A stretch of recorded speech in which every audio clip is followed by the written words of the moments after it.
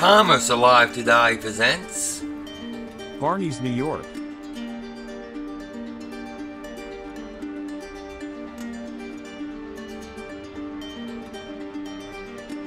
Barney Pressman started out in the business by pressing pants for 3 cents each in his father's clothing store. He founded Barneys in 1923 with $500 raised by pawning his wife's engagement ring in order to lease a 500-square-foot retail space at 7th Avenue and West 17th Street in Manhattan, with 20 feet of frontage and an awning on which were printed the words Barney's Clothes. Pressman stocked the store with 40 name brand suits and soon added a big sign reading "No bunk, no junk, no imitations." Barneys was able to sell tailored clothing by noted manufacturers at prices well below list by purchasing showroom samples, retail overstocks, and manufacturers' closeouts, sometimes at auctions and bankruptcy sales. It also offered free alterations and free parking. As business grew, floors above street level were added to the store, beginning in 1934. Barney Pressman knew how to publicize his wares as well as fill his store. He claimed to be the first Manhattan retailer to use radio and television, beginning with calling all men to Barney's radio spots in the 1930s, a parody of the introduction to the Dick Tracy Show.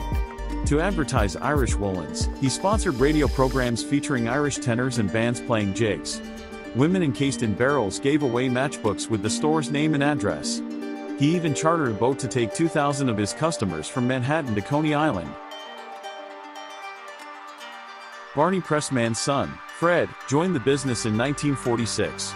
The company had sales of about $13 million in 1965. When its name was Barney's Clothes Incorporated beginning in 1964, the store started to shed its discount image. Fred Pressman said in 1973, according to Businessweek, that he became convinced that the discount route definitely was not for us. "My father and I have always hated cheap goods. I didn't want to sell low-end merchandise. Now, many of those who chose to are verging on bankruptcy." In 1970, Barneys erected an adjacent 5-story building called the International House and added another floor to the original 4-level store, which was renamed America House. International House, Fred Pressman promised, would feature complete collections of European designers, from denim pants to $250 suits, not just a watered-down potpourri of fabrics and models. The renovated America House, he said, would hold merchandise from manufacturers who are in effect designers. Barneys occupying the entire 7th Avenue block between 16th and 17th Streets, with 100,000 square feet of selling space in 20 individual shops. By 1973, Barneys had annual sales of $33 million and sales per square foot about double the average men's specialty store.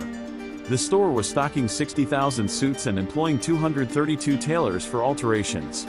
It was carrying full lines of such designers as Bill Bloss, Pierre Cardin, Christian Dior, and Hubert de Givenchy. Barneys was the first U.S. clothing store to stock the full line of Giorgio Armani, with whom it signed an exclusive agreement in 1976.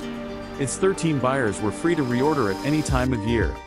The twice-a-year warehouse sale, a Manhattan event for which prospective customers lined up outside the store, took care of overstocked inventory.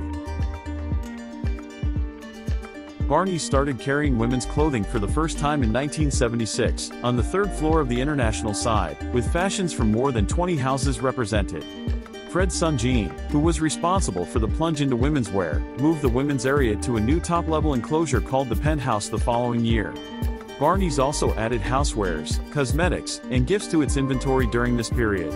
In 1977, the pub, Barneys restaurant in the store serving only carved roast beef, was renamed the Cafe and began offering salads, soup, and other sandwiches.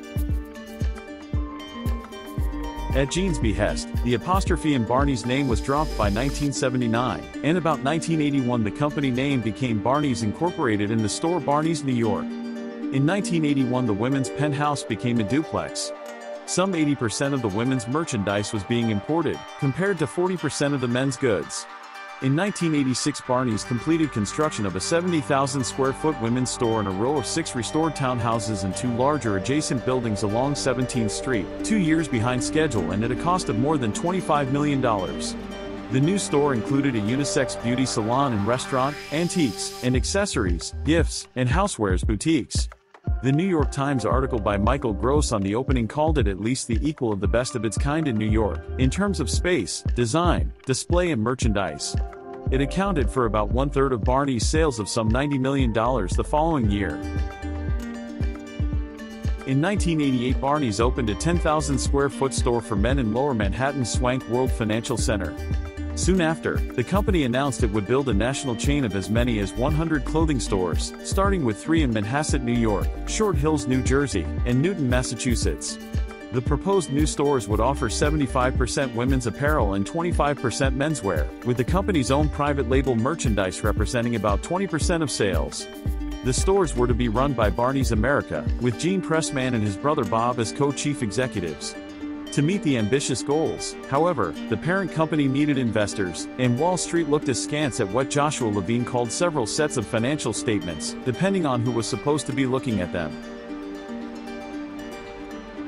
Barneys found the financial partner it was seeking in 1989, when it announced a joint venture with Azzedine Company, one of Japan's largest retailers. The agreement provided for Azzedine to hold 80% and the Pressman family 20% in stores to do business in Asia under the Barneys New York name. The first of these, opened in Tokyo in late 1990, was the largest U.S. specialty store in Japan. Barneys would own 65% and Azzedine 35% of Barneys America, with plans to open more small, upscale specialty clothing stores and malls.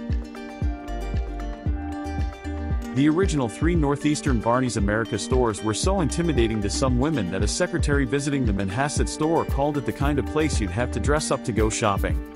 A reporter covering the store's opening wrote that even the babies were dressed to the nines. The first U.S. branches under the new agreement were opened in 1990 in Dallas, Seattle, and Costa Mesa, California. Like the 3 northeastern stores, they featured mostly women's merchandise and carried no men's suits. The goods at the Costa Mesa store included what Forbes writer Lisa Gubernick called items the industry generally describes as fashion-forward stuff that you tend to see more in magazines than on real people, such as skin-tight synthetics by the French designer Jean-Paul Gaultier. Blouses in the Seattle store by the Italian designer Romeo Gigli ranged from $275 to $480. By October 1990, Barneys America had opened a 7th store in Westport, Connecticut, and had added tailored clothing for men. It also opened stores in Houston and Cleveland in 1991. Meanwhile, a joint venture half-owned by Barneys and Azzedine each was buying property for large new Barneys stores in Midtown Manhattan, Chicago, and Beverly Hills, with Azzedine committed to providing $236 million in acquisition and construction costs. The Chicago store opened on the city's fashionable Near North Side in 1992. For the new 230,000 square foot Manhattan Barneys, the largest new store in New York City since the Great Depression, the joint venture purchased an 11-story building on Madison Avenue between East 60th and 61st Streets. This structure was gutted for a 22-story building with 14 floors of offices above the store. Extravagantly furbished with flooring made of exotic woods and a marble mosaic on the lobby floor, gold leaf ceilings, and lacquered walls, the new Barneys cost $267 million, according to one account.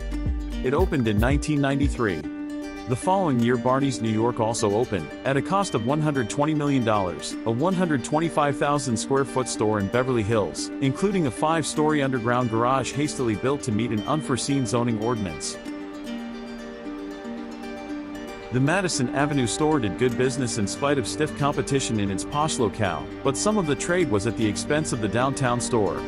Sales in Beverly Hills suffered from the recession-gripped California economy. Barneys America also played poorly in the provinces, where women were put off by hipper-than-thou black-on-black fashions and styling for pencil-thin models, with larger sizes sometimes hard to find. In Dallas, a flap developed when a Barneys employee said the beauty salon would not style big hair. The Cleveland store closed in 1993. Company sales came to about $180 million that year and operating income to about $19 million. By 1994, there were indications that Barneys' finances were in serious disarray. Some of the company's more than 7,000 vendors were refusing to furnish the chain with goods because of late payments, often as tardy as 6 months. The company's obsolete inventory and distribution systems were only beginning to respond to the installation of state-of-the-art computerization. There were tales about how the pressmans, 8 of them on the company payroll, helped themselves to store merchandise without accounting for it. According to the New York Times article, Haughty Couture and Joshua Levine's Let Them Wear Black. To relieve its cash flow problems, Barneys turned to insurance companies, which purchased about $45 million worth of unsecured long-term notes. In September 1995, Barneys received a letter from Azzedine, seeking to take control of the company after having spent $616 million on Barneys-related affairs, including about $168 million in emergency loans, personally guaranteed by the Pressman brothers, to cover the cost overruns for the Madison Avenue and Beverly Hills stores. Barneys also owed banks nearly $170 million and others about $150 million. Instead of reaching an agreement with its creditors, Barneys filed for Chapter 11 bankruptcy in January 1996.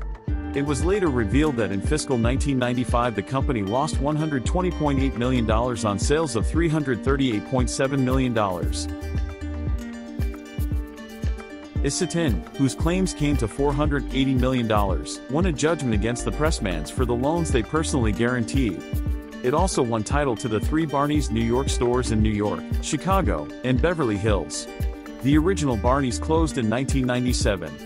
4 Barneys America stores, including the ones in Houston, Dallas, and Troy, Michigan, also closed in 1997.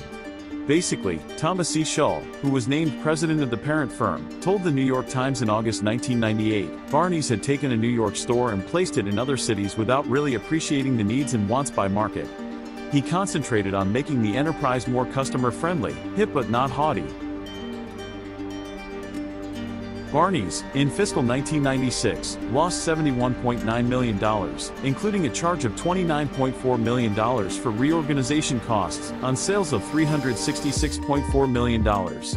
In fiscal 1997 the company lost $95 million, including a charge of $72.2 million for reorganization costs, on sales of $361.5 million.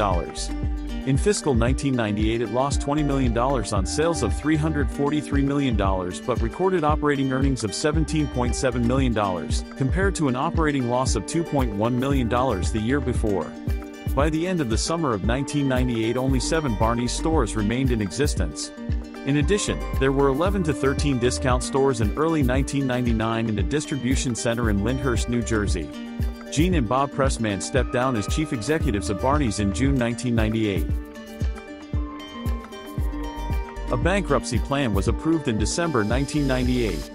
It acknowledged Azzedine's ownership of the 3 big stores and also granted the company a small equity stake of around 7.3%, $23.2 million in cash, and $15 million in annual rent payments by Barneys for the 3 big stores.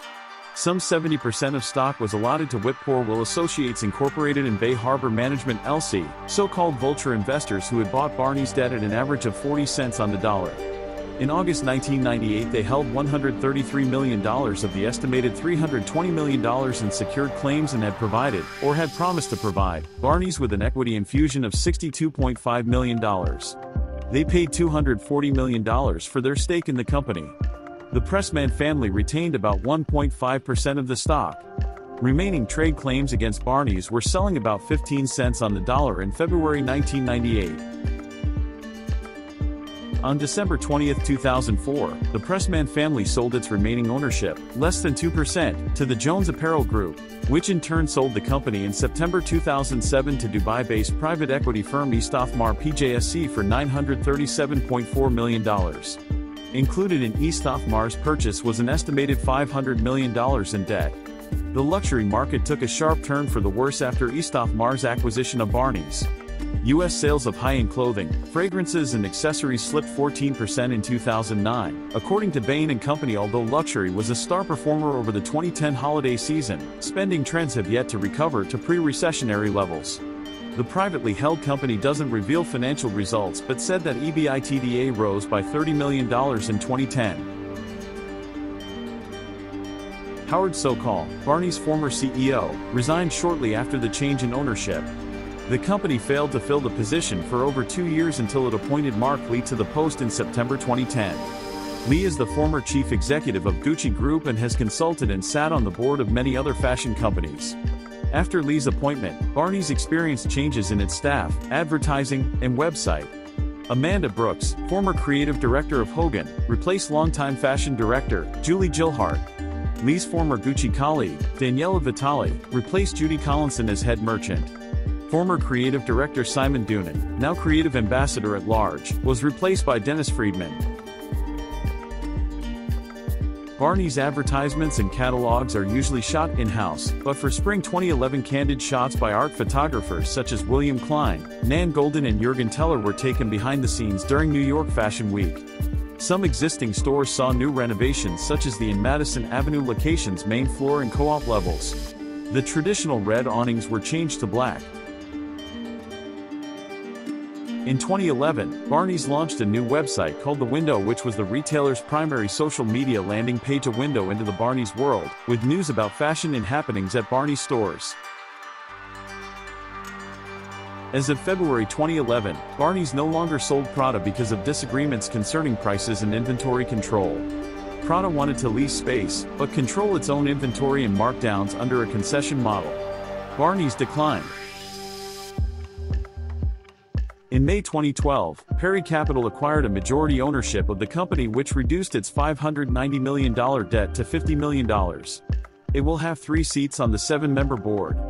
The former majority owner Eastoff Mar World as well as new investor Ukaipakas will also be on the board as current executive chairman Mark Lee. In December 2013, Women's Wear Daily announced that the retailer would return to the portion of its original 7th Avenue site being vacated by bankrupt Loehmans. In January 2014, Barneys was to use transgender models in advertisement for its 2014 advertisement campaign. In February 2016, Barneys New York returned to its original 7th Avenue location in Chelsea, opening a 4-story flagship store. Daniela Vitali was named Chief Executive Officer, succeeding Lee, in February 2017. On August 6, 2019, Barneys New York filed for bankruptcy once more.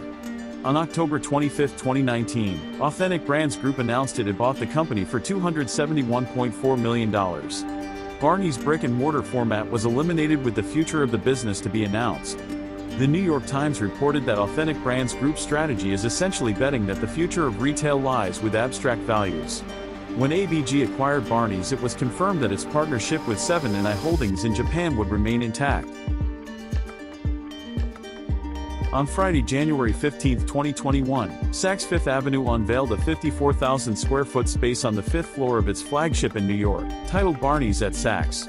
The partnership is aimed at continuing Barneys' New York tradition of unearthing and promoting emerging designers. On Monday, January 25, 2021, Saks Fifth Avenue unveiled the first standalone Barneys at Saks store at a 14,000 square foot location in Greenwich, Connecticut. In 2022, Authentic Brands Group launched Barneys New York Beauty, a beauty brand consisting of skincare, personal care and fragrances. It first launched with a 4-product skincare collection consisting of a cleanser, a serum, a day cream and a night cream. In April 2023, 7&i Holdings sold their stake in Barneys New York and Japan to Laox Holdings. Laox has plans to improve Barneys Japan sales and expand the chain around Asia. 50 years ago, he opened a little store on 7th Avenue and 17th Street.